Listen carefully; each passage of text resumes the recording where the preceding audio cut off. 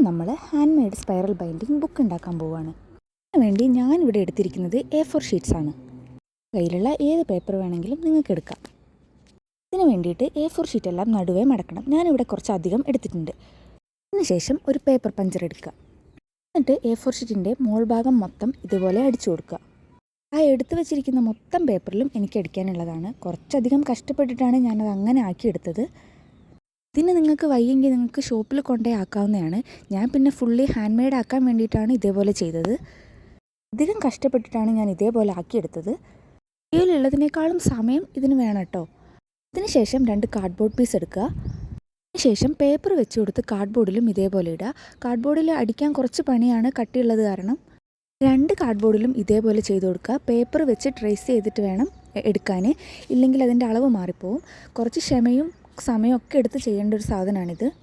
അധികം നേരം ഇരുന്നതിന് ശേഷമാണ് എനിക്കിതിങ്ങനെ ആയി കിട്ടിയിട്ടുള്ളത്. എൻ്റെ ഇതിന് മുന്നത്തെ വീഡിയോ കണ്ടിട്ടുള്ളവർക്കറിയാം ഈ ബുക്ക്, അതിൽ ഞാൻ കാണിച്ചിട്ടുണ്ട്. അതിനുശേഷം ആ കാർഡ്ബോർഡും പേപ്പേഴ്സും എല്ലാം കൂടി ഒന്നിച്ച് വെക്കുക.